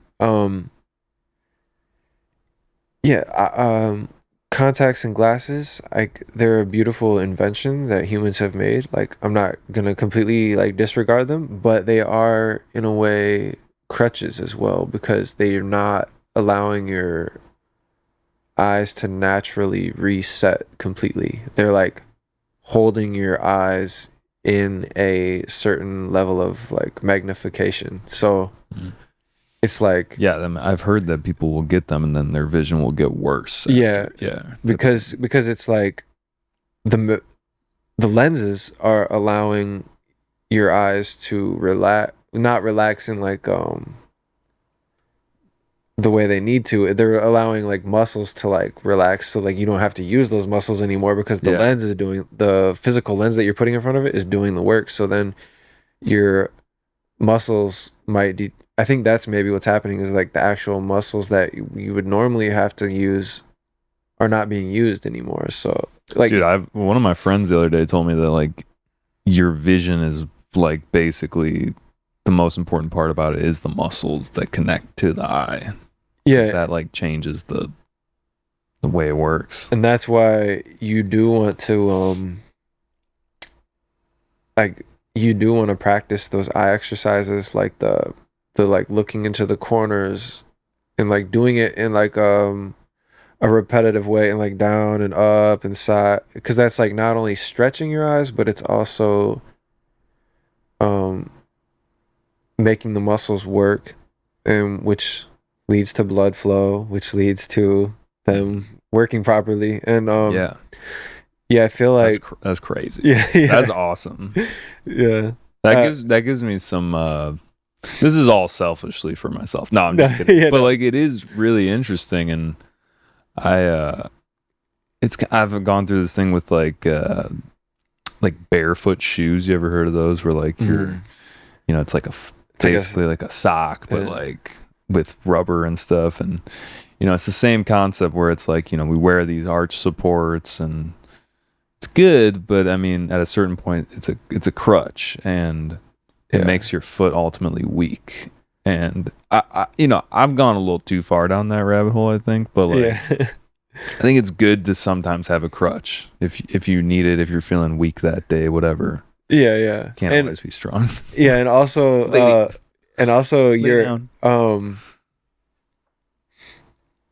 you know, the shoes are also kind of like separating you from the earth. Like I get it, if you're walking on concrete or in a city walking around, you obviously want shoes because you don't want to step on some glass or some shit. But the but like when you're actually like on the earth, like the grass and stuff, it's way better to be, you know, not disconnected from your shoes, because there's an exchange of ions that's happening when we're grounding, and that can be really healing for some people, or at least like relieving, you know. I feel like there's a lot of people that have reported like inflammation going down, myself included. I do grounding a lot, so it's kind of just a normal thing for me at this point. But if you're not used to it, I'm sure the effects would probably be even more profound. Like if you're not normally putting your feet on the earth or like in the sand or whatever, like, but when you're connected to the earth, it's like you're kind of going back to like your ancestral ways a little bit, you know. For sure. And even just being like a kid, like, you know, toes out in the grass, that whatever, too. Like some, I mean, we can get real crunchy here if we're gonna get like, you know, like even we might be too like sterile in the sense that like we clean everything. Yeah. You know, I don't know. Anyway, It's a little extreme. we could go deep. Yeah. I think we might be on the same wavelength about these things. Yeah. But yeah, there is a practicality at the end of the day where it's like, yo, like I'm gonna go out, I'm gonna wear like my Jordans, or like I'm gonna wear like whatever like stylish shoes I like, because that's like me expressing myself. They might not be the most comfortable shoes, but they're cool. Exactly. Yeah. I mean, and yeah, much love to that too. You know, like I can dig it, but like I go to the park or like the nature preserve all the time and just like take my shoes off, maybe lay in the grass, and yeah, one thing that I wanted to mention real quick too about the eyesight before we leave that was just doing yoga would be really good. You said you were on that path already, but dude, yoga's been good. But yeah, and then the inverted poses are really good for your eyes as well, like because blood. Yeah, like, you know, putting your feet on the wall or down dog, or doing a headstand against the wall if you can't do one just regularly. Do you ever use that thing where it's like almost looks like a toilet bowl seat or something? You like put your shoulders on it and your head can go down. Oh, I feel like I have maybe done one of those before where, yeah, it's almost like a headstand rest or something. Yeah. I feel like I went to a studio or something one time, like a yoga studio, and they had one, and I got to try it. But yeah, those inverted poses are really good for you, and like, I'm sure it's better for more than just your eyes. Like, it's probably just really good for your brain. All that stuff. Yeah, everything. But and then it's just reversing the blood flow, so it's probably good for your legs to take a break, and for sure. And it's probably good for like your cardiovascular system to be like your heart. Like it's like a different stimulus. It's like, okay, we got to pump differently now, guys. We're upside down. Like it's probably really good for your heart too. Yeah. I mean, dude, I've been thinking a lot about just kind of what we were talking about earlier, like the diet. Like our brain is like it's like a sponge, for lack of better words, but it's like what you feed your brain and your body is you. And even more so, the way that I've been thinking about it's like, you know, 5 minutes a day I do this, and like you could say that that's not that much or whatever, but if you do it 5 minutes every day, you know, like it's part of your diet. And 1 week that's 35 minutes. And like I feel like sometimes things seem inconsequential, like they don't really matter, but sometimes they do. And that's what I've been trying to tell myself. It's like like I did mushrooms not that long ago. I was like, dude, things matter a lot. That's the problem, is that everything matters so much. So yeah, you got to be a little bit precious about how you spend your time. Not even just because like, I don't know, you're gonna be wasting time or something. It's like it's literally gonna manifest in your body and your mind. And it, you know, it's because your time is limited, but also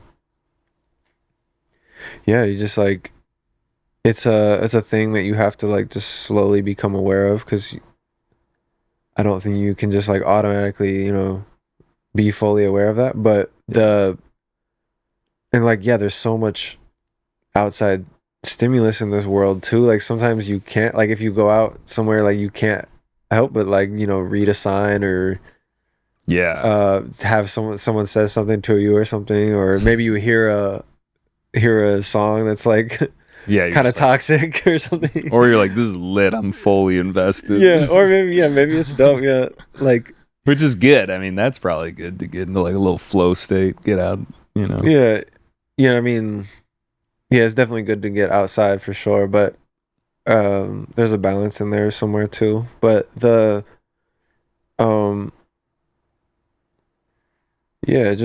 think it's just about bringing mindfulness to whatever you're doing, you know, and not acting compulsively. Because I think when you're acting from a place of compulsiveness, then it's sort of like your brain is like in this idle state, and you're just not I don't know, it's like almost like being asleep while awake or something, where you're just like, I don't know, like, yeah, almost like it's making me think that like when you have discipline and you don't do something right away, you kind of start thinking like if even just like peeing, like going to go pee. yeah, Like let's just say you're like, I'm gonna wait 5 minutes. It's like, whoa, like I could have just went right now. Or you know what I mean? yeah, It's like yeah. it's like there's something about withholding or not feeding into that just like urge to do it immediately. Yeah, because you're tapping into like the dopamine reward system, and Mm-hmm. like Yeah. yeah, like a lot of people will go and just like, I don't know, eat a slice of pizza because they know that it's gonna feel good and taste good, but and then realize like, oh wait, that just like made my stomach sick, and now I'm like not Mm-hmm. gonna feel good, and that's gonna turn into fat. Like, Yeah, but yeah. I don't know if that's a good example or not. But yeah, it's like, yeah, just bringing mindfulness to it. Like, oh, like what does my body really need right now? Like, oh, it doesn't need pizza. I actually could use a salad, or like Or like a good piece of meat or or whatever your body needs. Yeah. whatever you need in that moment. Like, I can't speak Yeah. for everyone, Sure, obviously, yeah. but yeah, it's just like, um, yeah, I think mindfulness. For Yeah. sure. Yeah. Dude, that's what it always comes back to. I always have these conversations with one of my friends, and we're always just like, yeah, man, just gotta be present. Yeah. It's just always so simple. It could all be so simple. Yeah. Something we didn't cover, and I know we've been going for a good bit, which is I'm happy. I'm happy. Like I feel Yeah. like this whole conversation I've been really engaged in. So Though, thank yeah. you for sharing some knowledge here. Yeah, it's been fun. That's like my first time doing a podcast, and yeah, I feel like we've gone down some deep rabbit holes as well. So I think we both like to go deep. yeah, You've yeah. mentioned a couple times like that certain things are like a deep practice, and Yeah, when I think about the visual of just like deepness, I feel like it never ends, like you just can keep going deeper. There's no real bottom. I mean, there might be a point where you're like getting resistance and you're not like going deeper, but I don't know. I think about things visually a lot, and a lot of visual stuff has been coming to my head as you've been speaking. Speaking of visuals, I did want to talk about, kind of like how you got into doing visual art. You make a lot of the art. If not, do you make all of the art for your album stuff, or you? yeah. I've done pretty much all of it. I'm trying to think. There's been a couple albums where I used like photography, but even then, I like kind of did the Photoshop. But there is a dope painting that for one of my albums, the one with 1-2 that I was talking about, Oh yeah. that's actually this dope like German painter. He painted this like really beautiful ocean wave scene, and that was the cover for that one. I didn't do that one, but all the ones like post 2019, I really started like using my paintings, because I actually started painting in 2018, like once I had already started releasing music. But even before that, I had done the covers, like a lot of them I did, but I maybe either drew it or um edited like the photos and stuff in Photoshop. So I still did the cover art actually for most of my albums. But yeah, then since then I've been using a lot of my paintings as the covers, just to like kind of immortalize my art, but then also give people like a more full spectrum sense of like my artistry. And I feel like the paintings can kind of like influence the beats, and the beats can kind of, and they all just kind of go together. And so I feel like it's just been a fun way to just express myself on a deeper level, rather than having someone else do the art for me. But Yeah. No, that's cool. I'm actually curious, and I hope this isn't like a trade secret thing or something, but like How do you get like a painting, like a oil painting or something, and then kind of digitize that to like be the album artwork on Spotify or whatever, Yeah. or Bandcamp? For me, I just try to take a really good picture of it in like even lighting, and Yeah, it might take me a little bit to find the right lighting, like maybe a day or two to like wait for the right moment when the sun is hitting it without any shadows or reflections, mm-hmm. and just try to get a really good quality picture that I'm happy with, and then I'll dump that into Photoshop and crop it right, and Yeah, make sure maybe it's like not skewed yeah, or whatever. yeah, and then maybe do like some slight color adjustments if I feel like the picture isn't accurately representing the painting. Yeah, I guess it doesn't have to be like perfect, like 1-to-1 either. Like you could do like your own, it could be more saturated or something. Yeah, and like I feel like it's fine like either way. Because as long as it's like getting the vision across, For sure. That makes sense. Excuse me. No, you're good. Dope, dude. Well, so you said visionary art in the start when we started. Oh yeah, visionary artist. Yeah. And that's kind of like, if I were to think about what that kind of means, it's like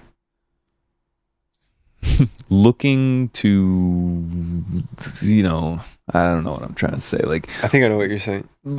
It's like seeing, like you're trying to see something. Wow, this is not coming across right. But how would you explain it? I would say like the a role of a visionary artist is trying to recreate a vision that you had in your head, maybe through just meditation or a deep like psychotropic experience, or whatever. It's like trying to recreate or bring to life something that you envisioned in your mind first. Yeah, that makes sense. Because I feel like immediately my mind goes to like psychedelic stuff, but at the same time, it could just be a vision for like a project or something that you were thinking about. Yeah.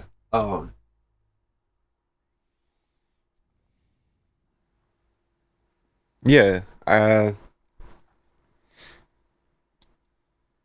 Yeah, I would say that like a lot of times it starts with a vision of maybe I saw something that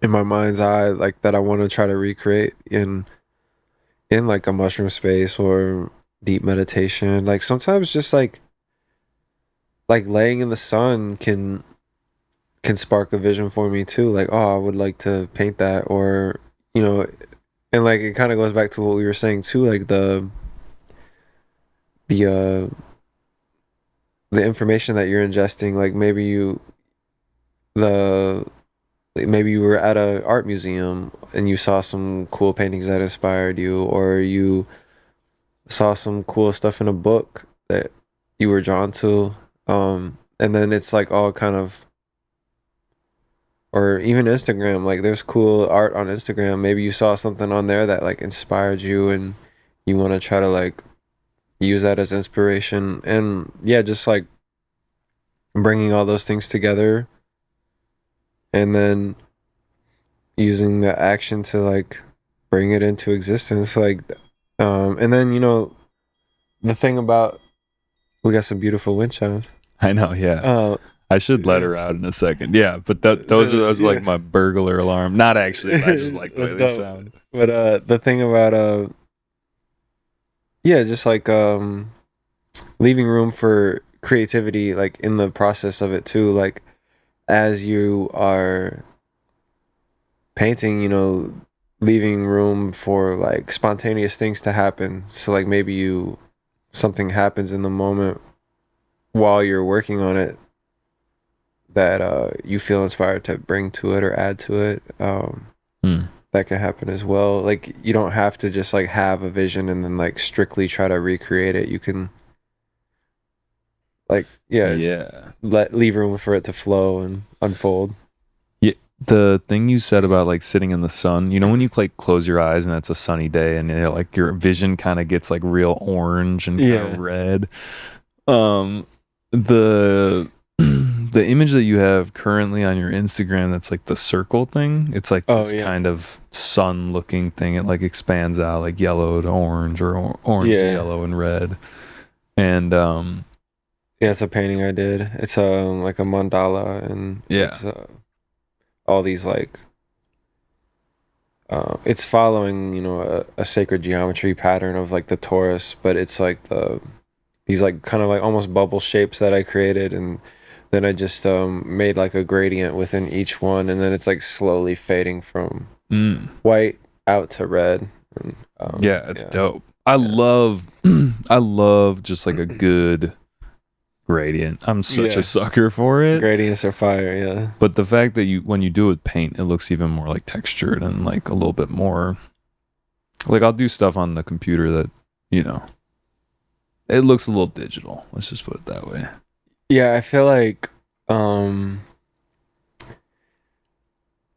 don't know exactly how to recreate a dope gradient like digitally, but I feel like to like really get a pleasing result, you want to bring some sort of texture to it. And like I feel like the easiest way for me to do that is through painting, but I suppose you could figure out a way to do it, maybe like using a scanner or something like that, like another way you could do it digitally, you know, like where because like just like resampling almost. Like resampling, like just because just creating a gradient in Photoshop looks kind of like whatever, like you really gotta add some noise and all of that, otherwise but also it's like some of that stuff now you just go on Canva and you got like gradients for days or something, you know.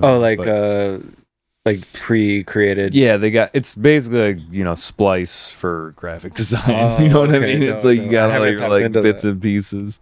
I haven't really tapped into it either, but I mean it's great for just making some stuff. But I don't know. I mean, we've gone a lot of different ways. We could talk about sampling, but normally I'll ask, like in the start of the interview, I'll be like, you know, what's your favorite or what's your first concert? But then I'll ask at the end, what was like a really game-changing show experience that you went to? And obviously the early ones are important and impactful, but what was like another one that you were, I don't know, we didn't even really talk that much about the beat scene too. That's like, but we talk about that a lot here, so I would love to talk about that too. I mean, we could also do another episode another time too, but the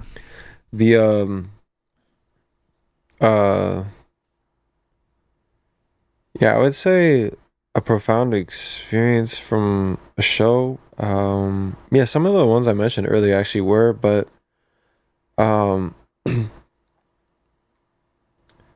in 2014, the first time I ever played a show was actually really crazy because I did a rap show. This was like at the beginning of 2014 when I still lived in Iowa City, and me and my homie Fooch, we performed and we opened up for Afro Man. No way. And so that was just a wild experience because the other opener didn't show up. So we had like over an hour to fill off of just like an unreleased album that we had at the time, because we didn't even have the first album out at this point either. We had just like, I don't know, maybe like 5 to 10 songs off of our first album like kind of completed, and so we ended up like filling up like a whole hour of like performing those songs, freestyling over just like random beats that I had, me like DJing like songs, like I was playing like some like, I don't know, just songs that we love, like Slum Village and stuff like that. We were like kind of rapping along with it, and we just had this all my friends were there too, because it was still like in the era of when like most of my college friends were still around, and we like it was like one of my very first shows, but we had this crowd lit, and it was just like a wild experience because I was like, man, like how is this that dope? Like it's like one of my first times performing. Yeah, And most people it's like you're performing to like a wall. most like people's first time performing is like 5 people, and like it's like rough. You might be like forgetting lines and shit, but like we were up there like, and I've had some of them character building experiences for sure, but the like it was just interesting that like my very first show was like this like really dope opening performance for Afro Man, and then like later on after we were done and he performed, we were just like smoking in the crowd, and it was just like, yeah, I think even that show, I think I lit a joint up on the stage too. It was just like, it was really dope. It was just like a really cool moment. Afro Man, dude. Did he come out and like do all of his raunchy?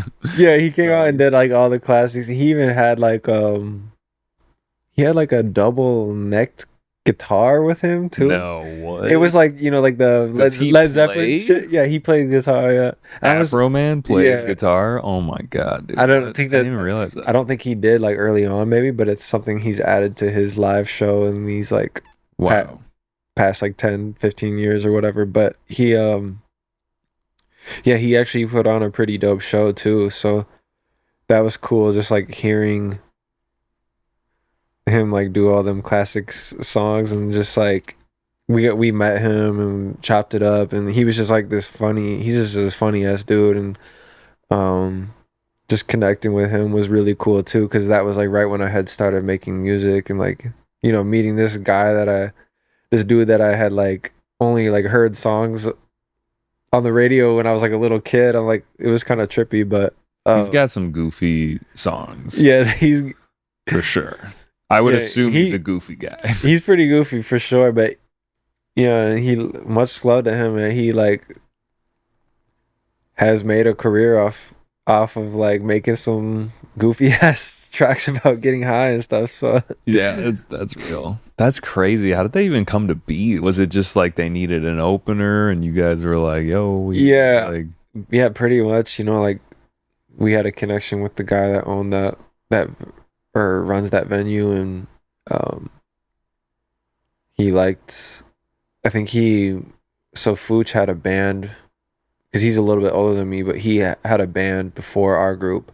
And so I think his band had performed there before, and that was part of the reason the show was so dope, is because Fooch is like a really good MC and rapper, and like I was like kind of just getting started on like making beats and DJing at that point, but having his energy kind of like MC the show and stuff was like really carrying it. But then me like bringing the beats and like the dope ass music through, we have this like really cool like chemistry whenever we perform, and we still perform. Like we have a show in October actually, but we're working on a 4th album too, but the just like the natural chemistry that we had to like rock a show like when we had just started off was pretty dope, because at that point we had really only like known each other even for a few months, but we had already started creating songs, and we got that show booked. It was dope. But we do shout outs at the end, if there's anyone you want to shout out before we go.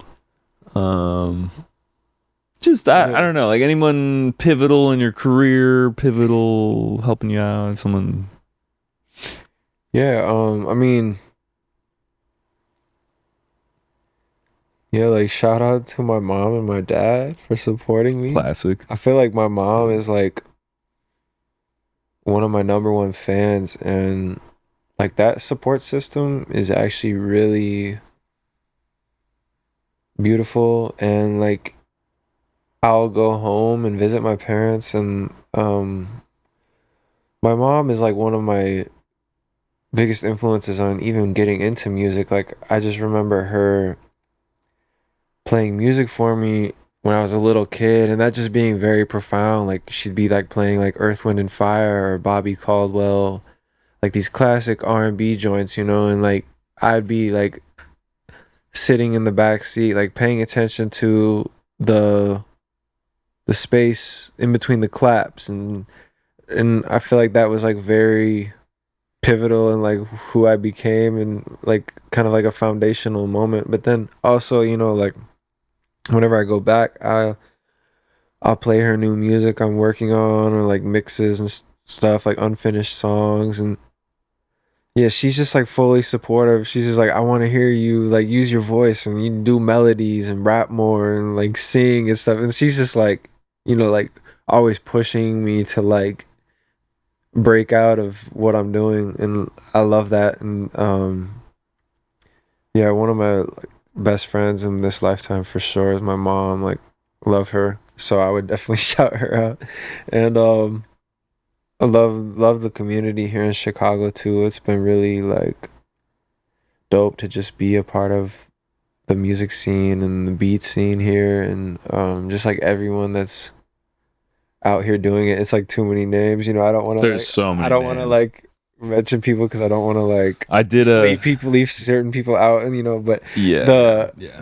but yeah, just everyone on the scene here, like even in the beat scene or even like in the jazz scene, just music in general. I know a lot of dope painters here too, and just being in Chicago has been really fruitful for my artistic career. And I just did a show last night at the California Clipper, and that was really dope. Just like I did an ambient set and I performed like some of the songs off of the album dropping tomorrow, and so that was just really cool to like experiment with that, like doing an ambient set but keeping it compact to like not have to like carry as many instruments as I do when I do like sound healing and stuff. So I just had my synthesizer, my zither, and my pedal board and my SP, and made a whole like basically like an ambient sound bath for them. And I feel like it was really dope. And you know, it was like a magical experience for anyone who showed up and was there. And like I really like doing that, like improvising in the moment, because it's like you can't capture that on like a reel or Instagram and like share it. It's just like you have to like come to the show and like experience it if you really want to, you know, be there. And like I feel like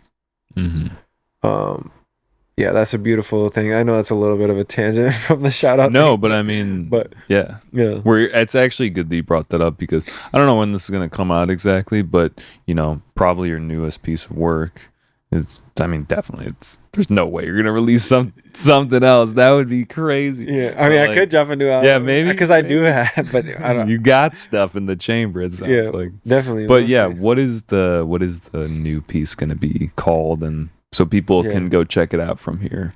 Yeah, so the latest album is called Secret Meadow, and yeah, it's a beautiful ambient sound healing experience, sound journey, like heavily inspired by my experiences meditating in nature and also doing yoga and leading sound healings, and just the frequencies coming through are all tuned to 432.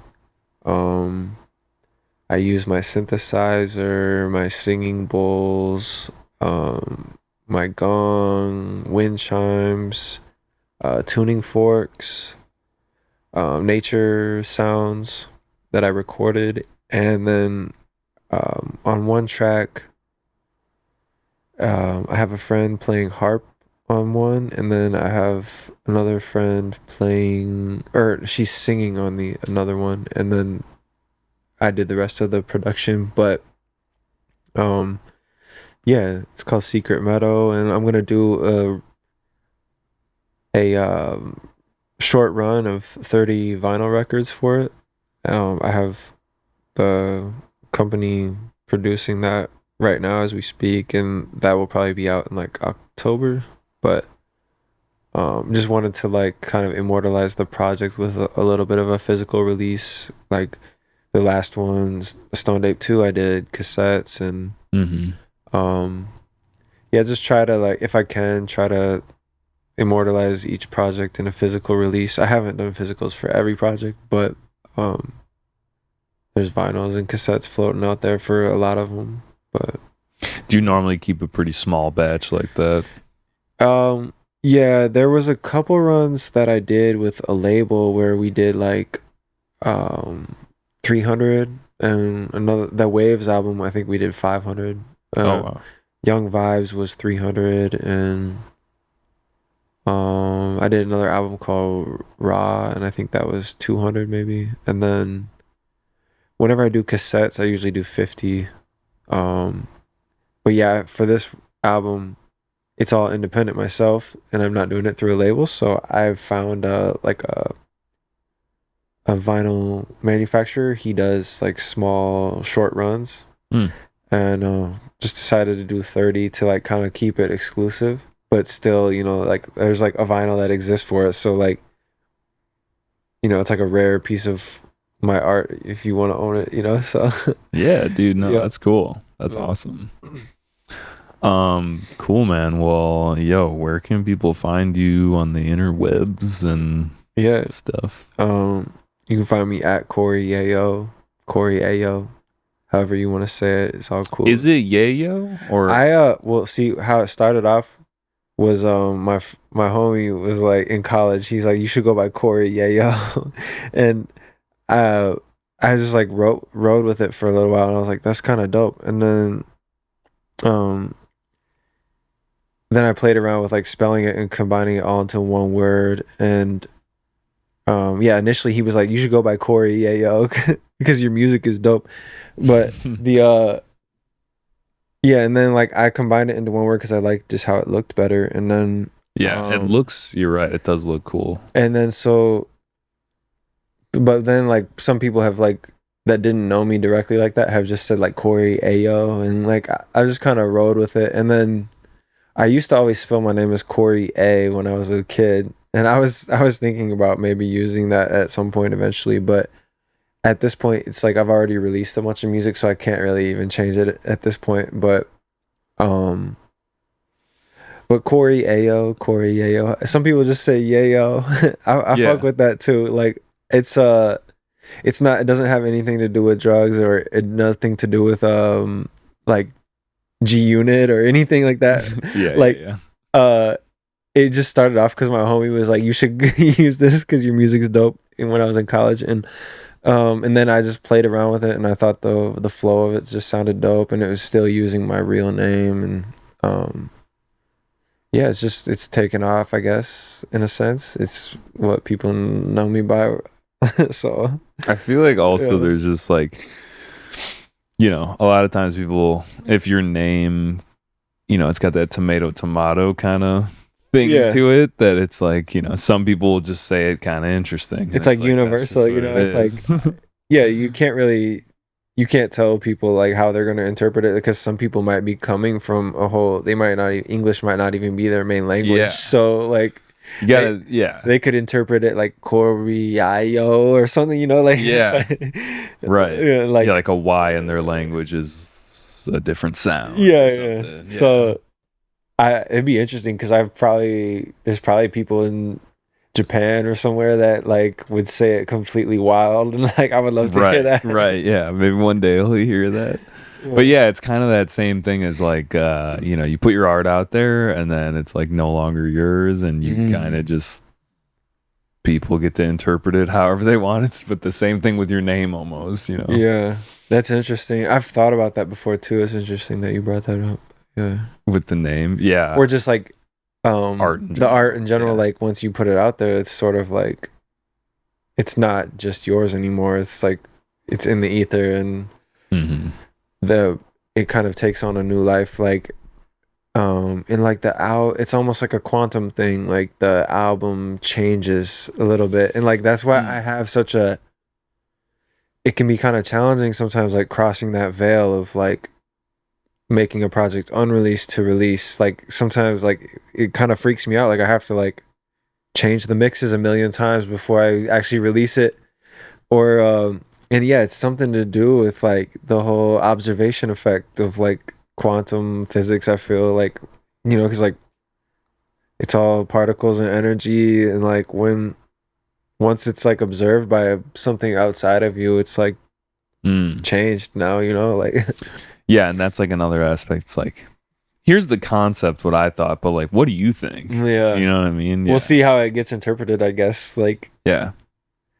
but I feel like I put enough like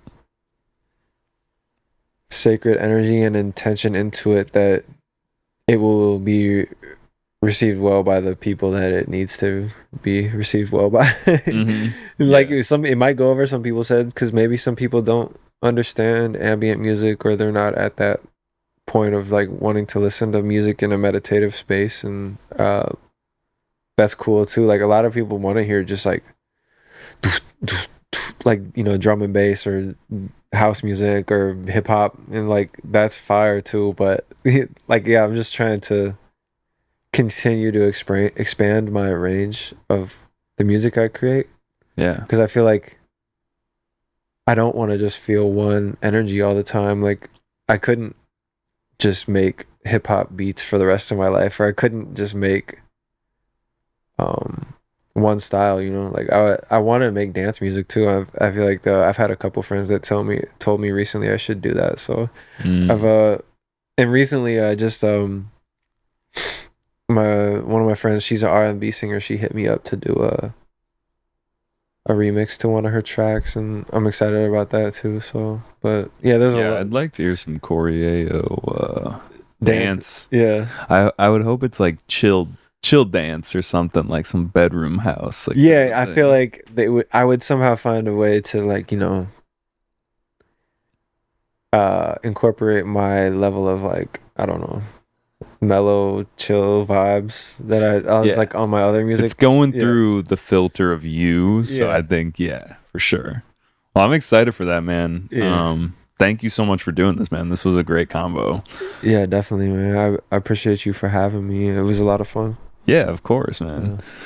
All right, guys. Well, if you've made it this far on all the winding turns and the twists and turns, we appreciate you, and we'll catch you next time. Peace. Peace.